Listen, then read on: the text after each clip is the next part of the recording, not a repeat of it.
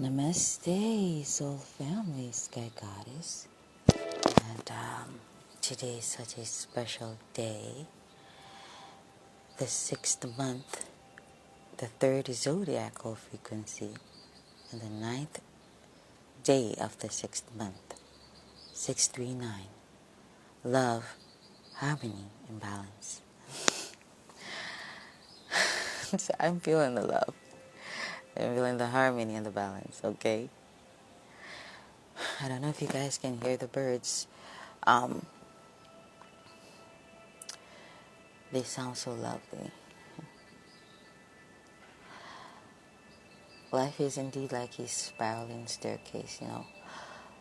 We keep repeating the same lessons, but through higher heights and deeper depths, we will remember ourselves. I'm home. I don't know why I was running for so long. Running, it seems, for myself.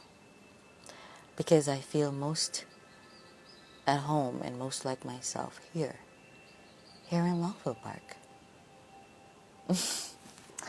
Now, I said in a video, I think it was Monday afternoon, that I just felt different.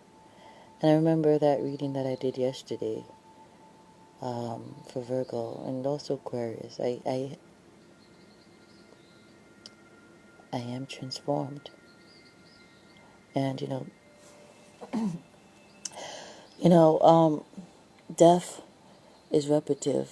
We die over and over again in various forms, mentally, emotionally, sexually, physically as well, financially. And, that's why,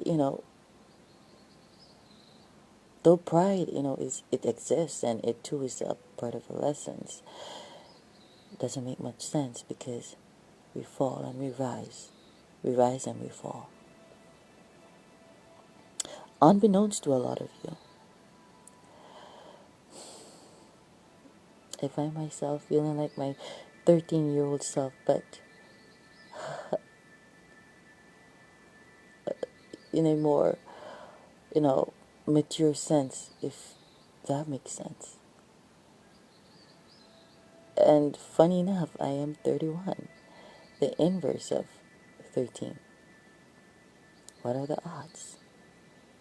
That's a synchronicity, signs and omens, signs and wonders.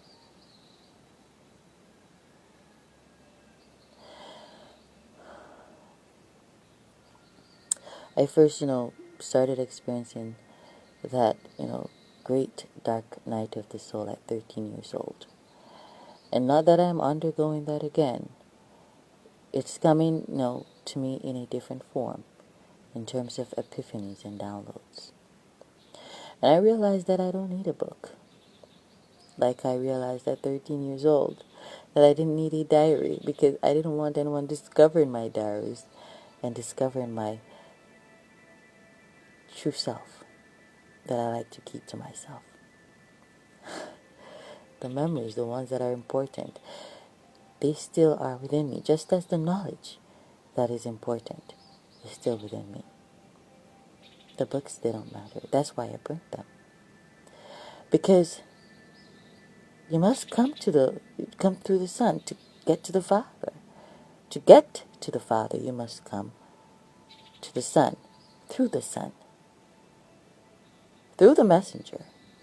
Because Christ said many a times that he is a messenger, though he, too, was the Son. And the Pharisees, they screamed, blasphemy. As many think of me and scream at me.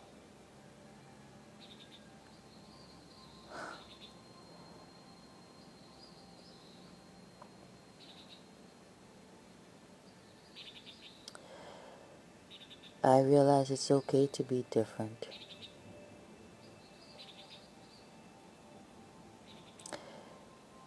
It's a very special, unique thing to be different, to be set apart. That reminds me of Flyleaf's album, Momentum More. Or I'm not sure if I'm saying it properly.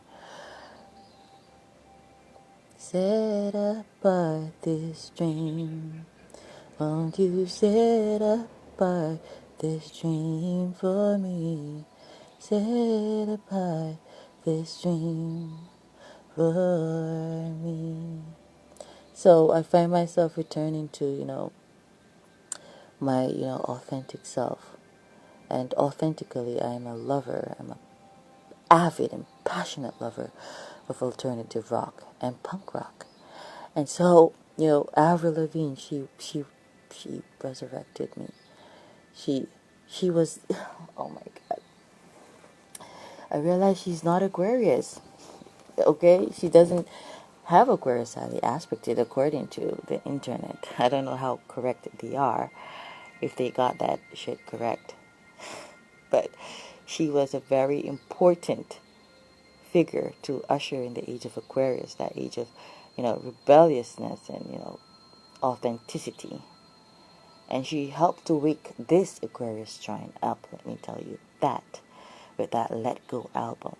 I don't remember what year she released that album, but, it did wonders for me. Yeah?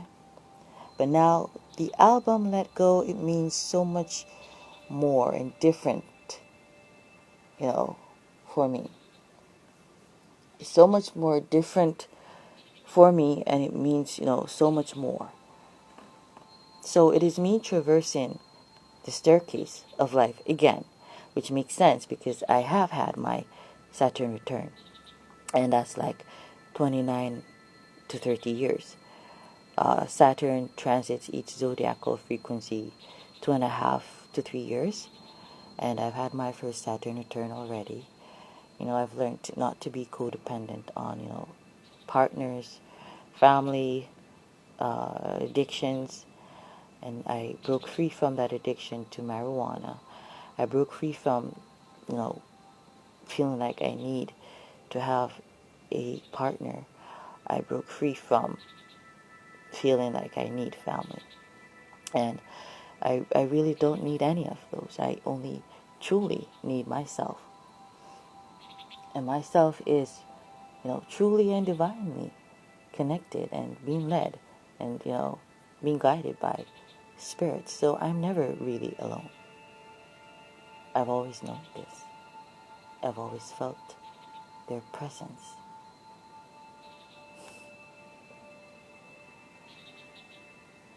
And so Avril Lavigne means, so much to me. Her existence is, yeah.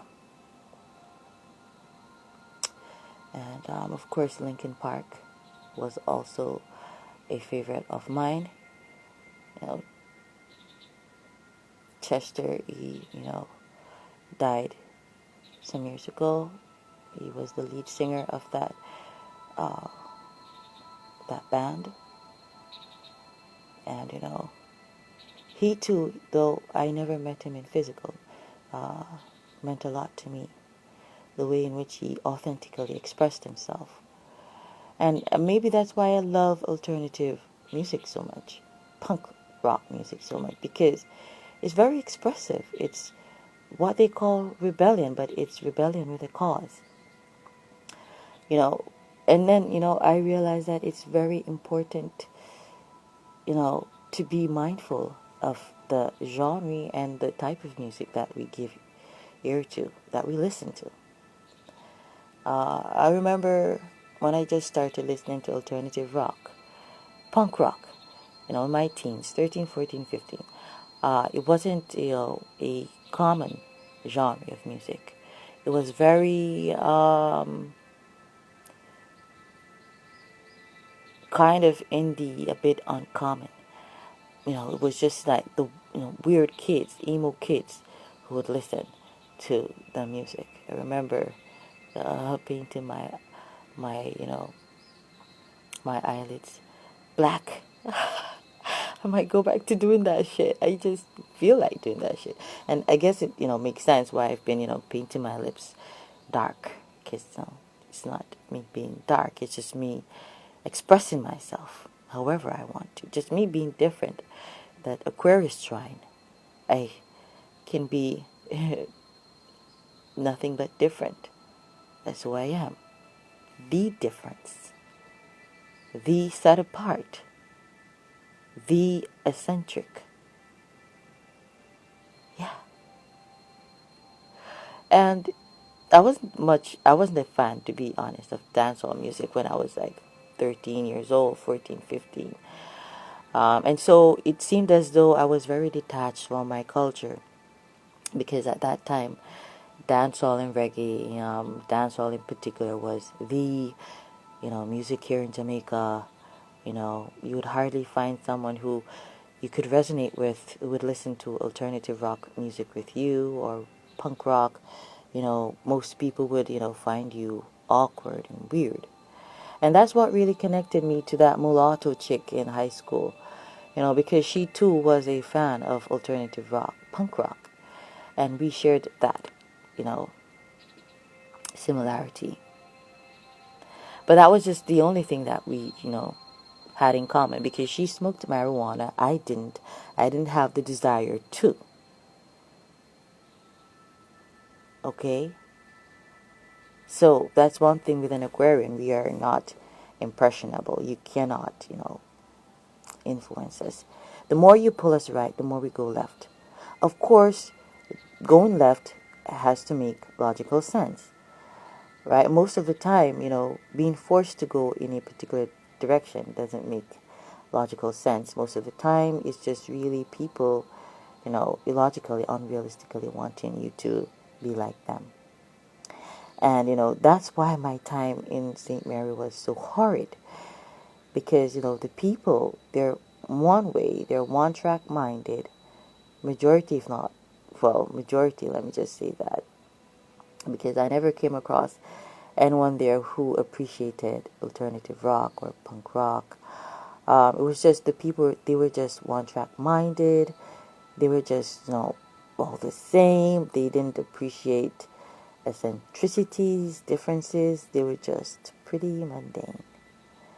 And that's what bore me. And I realize that now. I'm glad that I returned here, prior to the retrograde. That was a smart, conscious decision. And returning here, made me realize that I'm not the only one. There are other people like me, because here, there are people from all walks of life, which I would have thought that would have been St. Mary, but no, it's down here. And so, as odd and weird and eccentric as I am, there are other weird, odd, eccentric people down here. And I remembered the other day, yeah, sometimes bad things, they happen for a reason. I'm not going to say I remember. I remembered, because that's past tense. Yeah. And so, you notice most of my songs, they're not dancehall. You never, even heard most of my songs. You guys just heard like a few. Just a few.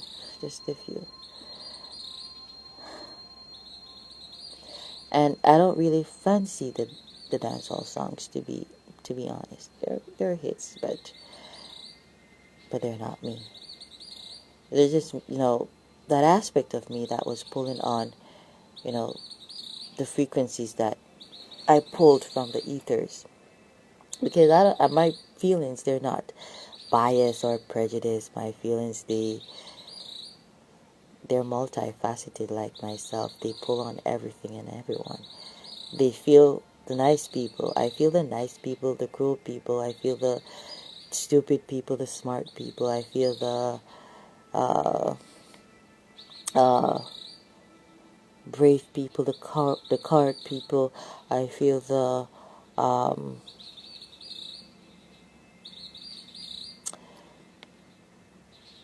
spiritual people, the religious people, the atheist people. I feel everybody. I feel the punk rock people. I feel the dancehall people. I feel the reggae people. I feel the hip hop people. I feel the rap people. I feel the jazz people. It's the diversity in my music. But I must say dancehall is my least favorite. Because I realize it's a form of illogical rebellion, and one that is, somewhat dangerous too, which, explains why the Jamaican culture is a violent one. Because there's a lot of violence, and it makes me feel a bit, guilty for writing some of them dancehall songs, like one in particular that I call Hittist, which I think I'm going to delete from my profile because I don't want to spread violence. I don't want to come off as arrogant or violent because that's never who I was. That's not who I am. And, that's why I can resonate with that, tennis star. I don't know her name. I don't remember her name, rather. She's an empath. And she probably don't know this, or she's probably coming to realize this. But being an empath is really hard being in a crowd, and that's why most of us, all of us, we're introverts. If we're not introverted extroverts, we're introverts through and through. And, I don't even know how old she is, but she's having a spiritual awakening, and it's triggering anxiety attacks. That's what's happening. She is not differentiating or separating, distinguishing her energies from the crowds. So the obsession, the love, the hate, the jealousy, the anger, the nervousness, she's feeling all of them frequencies. Though she may be a confident young woman, she's feeling the nervousness of someone who's in the crowd. She's feeling the anger, the jealousy, the hatred, the love for people in the crowd, from people in the crowd, their energies, and it's triggering panic attacks. She needs that rest. She needs to detach and recuperate, like all empaths do. To hinder a mental or nervous breakdown. My hands are shaking right now. Well, my hand, just one.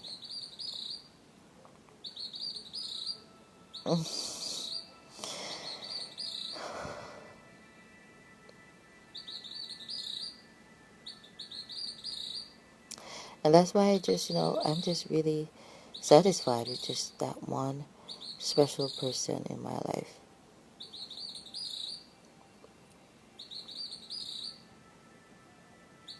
That one partner, who's everything for me and to me.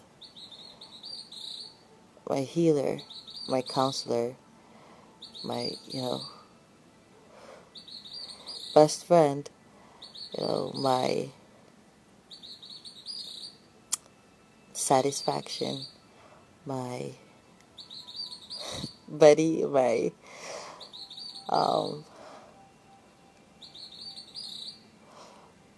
parent, my spouse, my child, my disciplinarian, my consultant, my advisor, my everything, my anything. Because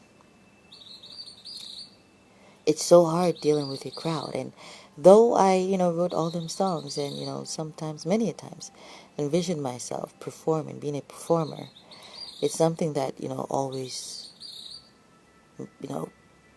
made me pretty anxious and nervous.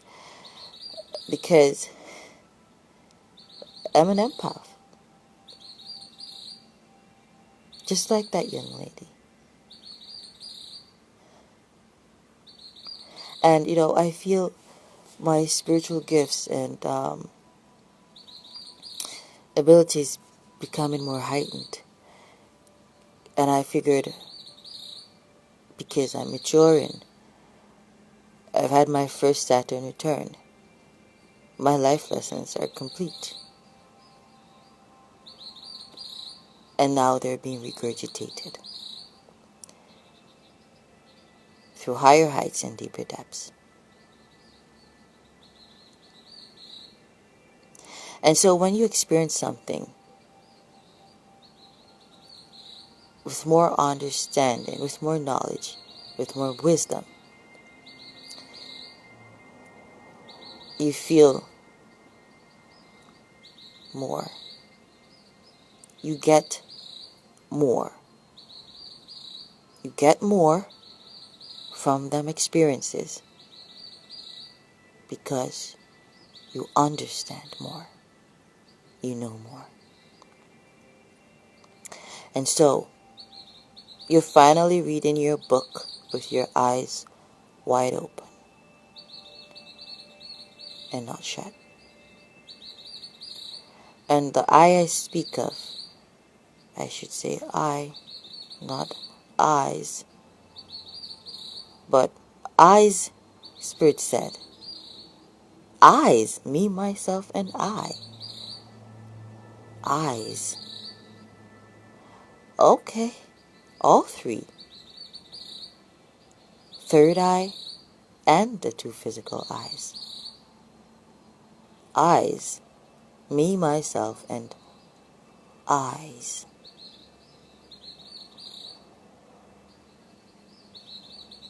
We are many within one whole.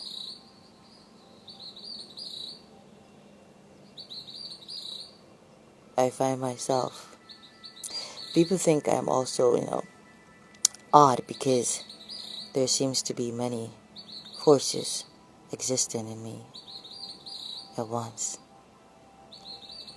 I'm not crazy. That's what they say when, you're having a spiritual awakening or when you're awoke.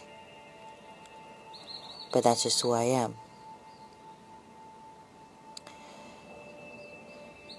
We all have many different forces existing in us all at once.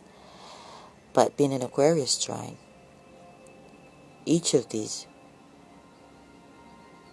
entities, energies, frequencies, beings, people, they take a foothold and none of them will back down. None of them is weaker than the other. There is a sense of balance, and they all surface when they're supposed to. They each surface when they're supposed to. The angry being, the passive being, the sexual being, the wise being, the intellectual being, the teacher, the sage, the student, the pupil, the traveler, the homemaker, the wife, the girlfriend, the buddy, the best friend, the spiritualist, the believer, the activist, the astrologer,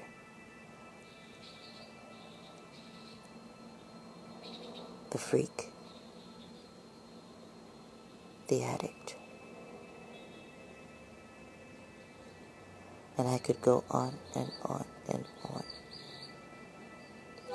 Jupiter is now transiting Pisces.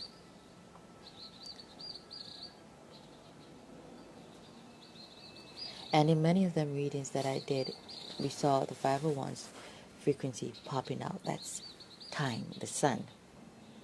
And in one particular reading I saw the 501's and the moon frequency. It's time for what? Prophecies, revelations. What is that Jupiter in Pisces? It's understanding what we believe. It's seeing and believing. Seeing and believing. See with your three eyes.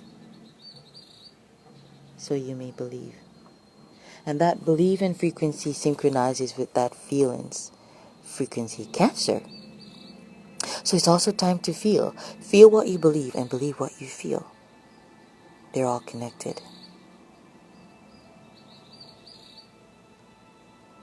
And so prophecies with this Mercury retrograding in Gemini, spoken prophecies that were given a while ago, it is time to see and believe them. These are biblical prophecies as well as prophecies spoken by holy men and holy women, prophets and prophetesses, spiritual beings. And so the retrograde is like a regurgitation. That's what retrogrades are like. Going over, reciting, looking over. So we see things that seem familiar, but they're familiar because they were spoken prior to seeing them. And now it is time to see and believe. In a while from now, Jupiter will be retrograde in Pisces. And whatever it is that you don't get the gist of right now or understand, don't worry, they're coming back around.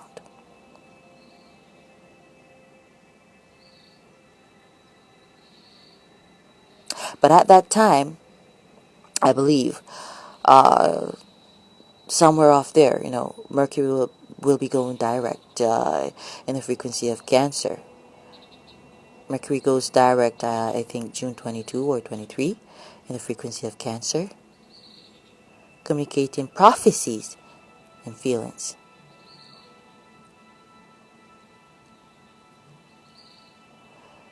But then Jupiter will be retrograded. I'm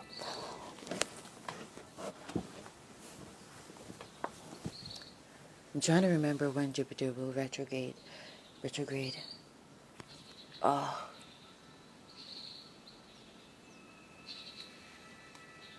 I feel like I went to a party last night in the astral plane. Yeah, I did travel. I kind of remember it, and it makes my head, it's giving me a hangover. That travel. And also, it's a time of, a lot of astral travel, traveling the astral plane, the spiritual realm. And I've been doing that a lot. Ugh. I literally remember traveling last night to early this morning. I remember it was very intense. I'm not going to talk about it because it's also personal. But yeah, for those of us who astral travel, it's a time to travel in the spiritual realm, the astral plane. And so it's a very prophetic time. It's a time of, really pulling in them prophecies. And, I wonder what, Mercury, in Cancer is going to be like, communicating prophecies and shit. Communicating emotions and shit, how we feel. Damn.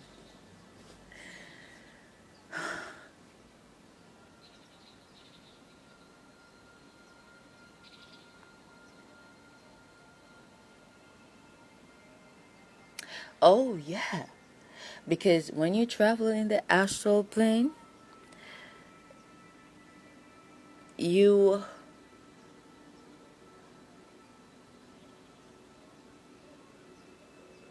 you travel in the astral plane, that's the ethers, the spiritual realm, where also lies the Akashic records. I was, talking about that to a friend yesterday. The Akashic record, yeah, that's past, present, future existing all at once. There is no past, present, or future. There's just time. It's a record consisting of all of our existence. And so, traveling there, we gonna, come across Past experiences we're going to come across, present experiences we're going to come across, future experiences. And that explains Mercury in Cancer. So you see, even the transit of the celestial bodies, they connect. Though they may seem random, the retrogrades, the regurgitations, the direct, the going forward, they all make logical sense. Though chaotic, they are very synchronized and divinely orchestrated. Now, traveling to the astral plane, into the astral plane, in the spiritual realm, you're going to come across all kinds of experiences. So, some of us are going to travel into the future, but it's not really the future because it is here and now, surrounding us in the ethers. Okay? The ethers consist and holds all elements: earth, fire, water, air. Because the air is not the ethers. The ethers is none of them four elements. The ethers is what consists of them four elements that contains all of them four elements. So it might be similar or likened onto air only because we cannot see it with the physical eyes. But we can see the effects of the air, the blowing of the leaves, dust particles, the swaying of the trees. But the only way we see the evidence of the ethers is the memories, deja vus, the experiences being made manifested, prophecies, visions, dreams. And so communicating that Cancer frequency, dreams, or feelings, prophecies, yeah, it is as a result of us traveling to the astral plane. So we're doing a lot of that now. And, some of us may not understand a lot of the energies that we pick up on while traveling there. A lot of us may not understand what's the experiences that we come across there. Like that experience them experiences rather, because it was several of them that I experienced last night to this morning. But the Jupiter in Pisces retrograde will aid us because it is a regurgitation. Just as we have Mercury retrograde in Gemini, we regurgitating, rethinking, and reanalyzing, because Mercury is also it also rules Virgo, the analyst, analyzing. So Gemini and Virgo, spoken words, analyzing them. And so we're reanalyzing. Let's say that's what this retrograde is about, reanalyzing what we've been analyzing. Or re-speaking what was spoken, or analyzing what was spoken. Or now speaking what we've been analyzing. Take it however it synchronizes for you. For each, it varies. So, analyzing or reanalyzing what was said, like prophecies, the revelations. Yeah. You hear me talking about that a lot. And, that discussion with that Sagittarius woman, I cannot get out of my head from Genesis to Revelations. That was regurgitating what was spoken. And I find myself already pulling on that Mercury going direct in Cancer, which will be June 22, 23. Communicating prophecies, regurgitating what was spoken, prophecies, dreams, visions. And it is also a time for a lot of them prophecies to materialize. However horrid or beautiful or eccentric or out of this world they may seem, it is time. That's that 501 sun frequency. Now, I'm not sure if it's June or August. That's like such a far stretch for Jupiter. Jupiter's retrograde. I need to look that shit up again. Okay? But the travels that we're now, experiencing in the astral plane, the spiritual realm, we will, if we don't get the gist of them now, don't worry. The aspects, the frequencies are coming in that will aid us in understanding them. And then along with, I feel like, I think it's in June, I could be wrong, but I'm seeing the synchronicity there with Mercury transiting Cancer, June 22, okay, and Jupiter retrograding in Pisces in June, I think June 25, I'm not sure, the end of June. It is because there's like a 3-day pause or a few days pause, I guess, in between to rest the physical and the astral body, the spiritual body, right? But we're going to be able to communicate how we feel and communicate these dreams and visions, because then we are going to understand, because Jupiter will be retrograding in Pisces, okay? Therefore, there's going to be a regurgitation of them astral travels and, traveling in, into the spiritual realm, the Akashic records, the ethers, whatever you want to call it. And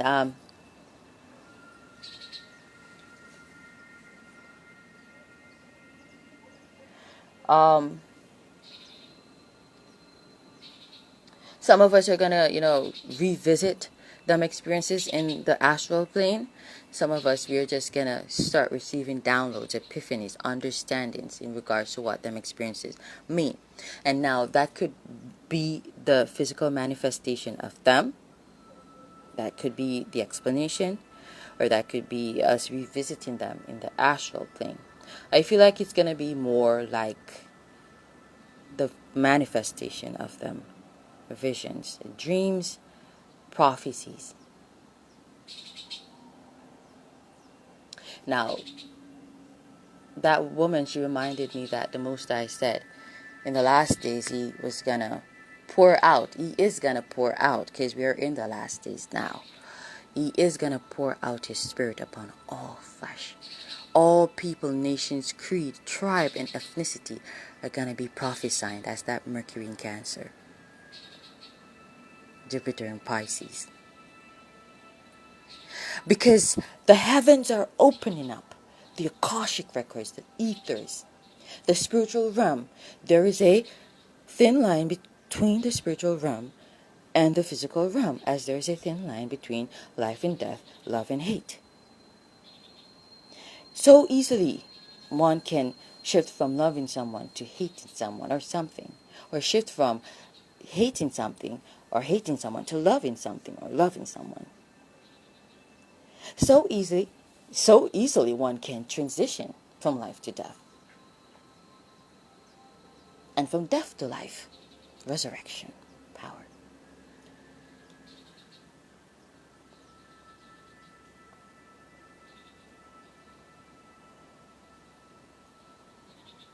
So easily one can transition from being vain to spiritual, and from spiritual to being vain. And that's why, though pride exists, and it too is a part of our experiences, it's something that, I've always thought to myself doesn't make much sense, because it restricts you. It doesn't allow much room for growth or understanding. It's, it's that emotion that, tells a lot of people that, there's such a thing as normality, and we're all supposed to be the same. But if we're all the head, where are the arms? Where are the legs? The the importance of the arms, the legs. I don't have to tell you. If you want to go anywhere, you need legs, feet, knees. That's your, what you call it, your hinges. Okay? Your joints. Okay?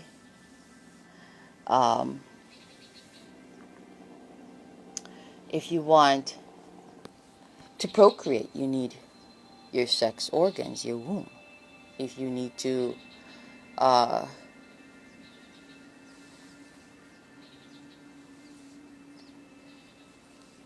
reach out and touch or connect to someone, you need your arms. If you need to love, if you need to, pump blood around your circulatory system to live, you need your heart. You need your stomach to process your meals, food. I feel like Mercury, rules the retrogrades. I must tell you that because it, being the celestial body that governs Gemini and Virgo is a regurgitator, and that's why Virgos analyze, and we analyze what we analyze.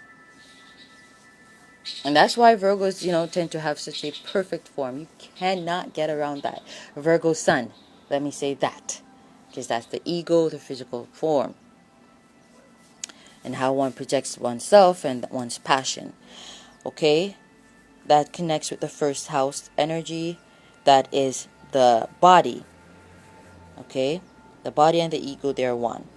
They synchronize. And so many times I have a stomach that it churns a lot. Even when I'm not hungry. And that's like a form of regurgitating energies.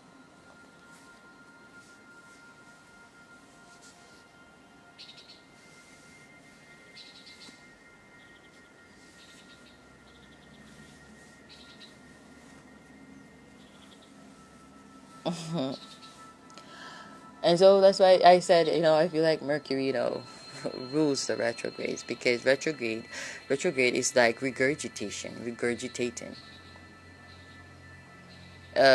do over, a redo. But it's not because you failed, it's so that you can grasp concepts way better. Hence the spiraling staircase. A regurgitation of experiences, life experiences, but through higher heights and deeper depths. So don't fear the retrogrades. I keep saying, but that's because there's a retrograde. That's why I'm so tongue twisted. But don't fear them. That's what I hate about the retrogrades, but that's because I'm a Virgo sun, the perfectionist, always trying to be perfect, always wanting shit to be perfect. And it comes effortlessly to me, except doing a retrograde, and that's why I hate them. But I love and I hate them. Hence, when I said there's a thin line between love and hate, because only, moments ago, I really hated the retrogrades. But now I love them, despite how fucked up I sound doing the retrogrades.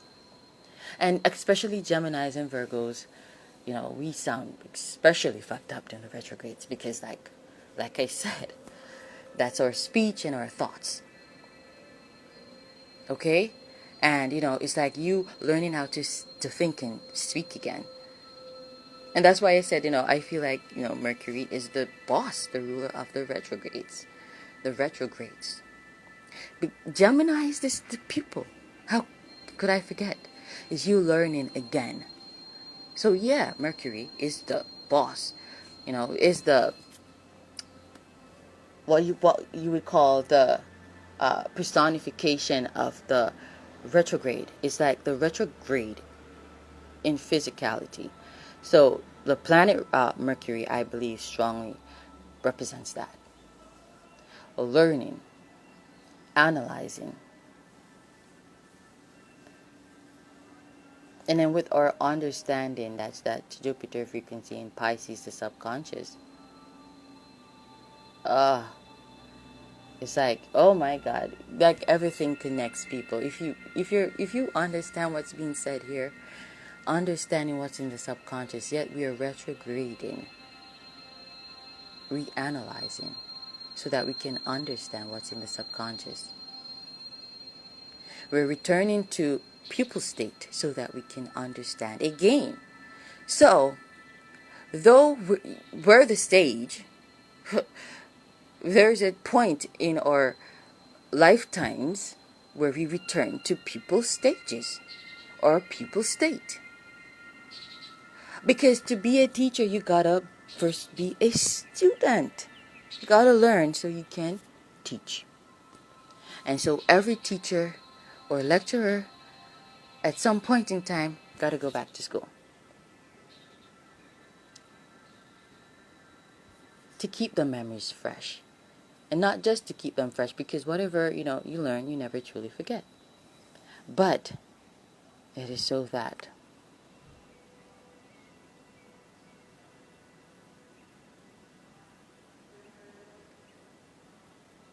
you really, really get the gist. And so with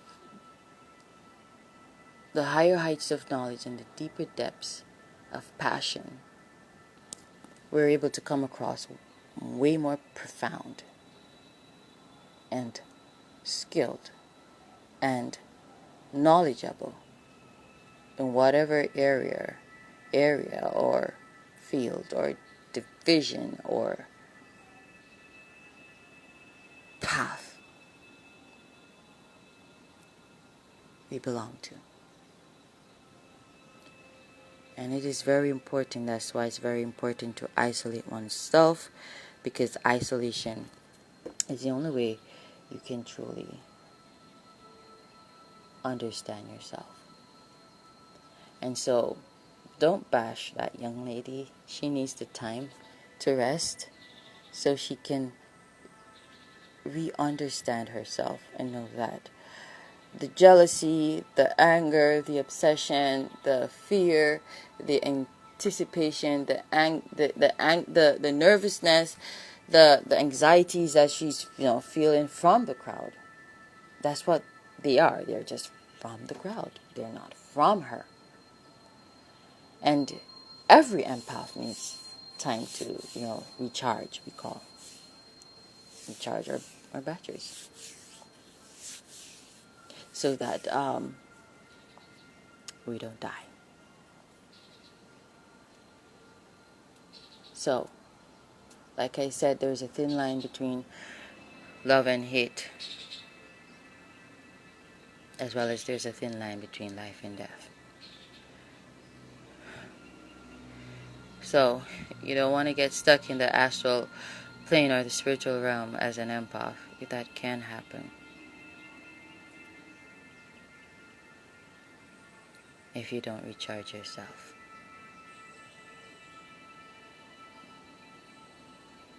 Life is a spiraling staircase. The more I travel, the more I understand myself. The more I regurgitate, the more I retrograde, the more I reanalyze, the more I understand. Continue along them staircases. Though familiar and repetitive, they're not the same, as there are higher heights and deeper depths to understanding yourself. Namaste.